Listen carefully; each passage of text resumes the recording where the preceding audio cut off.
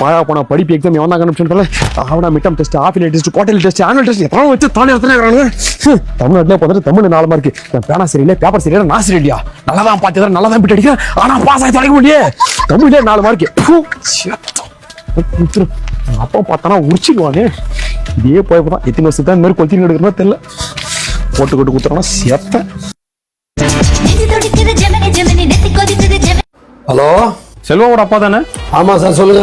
உங்க பையனுக்கு இது வரைக்கும் நாங்க 4 எக்ஸாம் கண்டக்ட் பண்ணியிருக்கோம். ஒரு எக்ஸாம்ல கூட அவன் பாஸ் பண்ணது கிடையாது.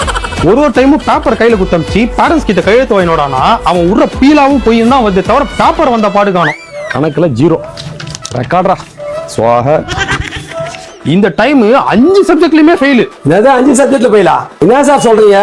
என் பையன் நல்லா படிக்கிற பையனாச்சே சார். மயிர படிப்பான். இந்த ஸ்கூல்ல ஒர்ஸ்ட் பிஹேவியர் அவார்டு கொடுக்கணும்னா அது உன் பையனுக்கு தான் கன கச்சிதமா பொருந்தோம். இப்படியே விட்டாலும் சரிப்பட்டு வராது.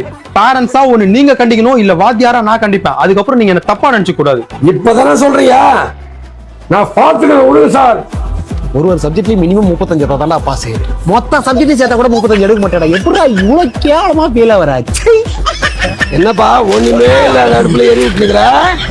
அப்பா இல்லப்பா ரொம்ப குளிர் இருந்துச்சு, அதான் பட்டாணி பேப்பர்லாம் போட்டு குளிர் காஞ்சிருந்தப்பா. பட்டாணி பேப்பராப்பா?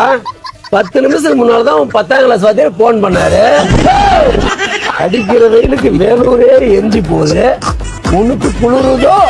உன் குளிர போக்குற வாப்பா. அப்படி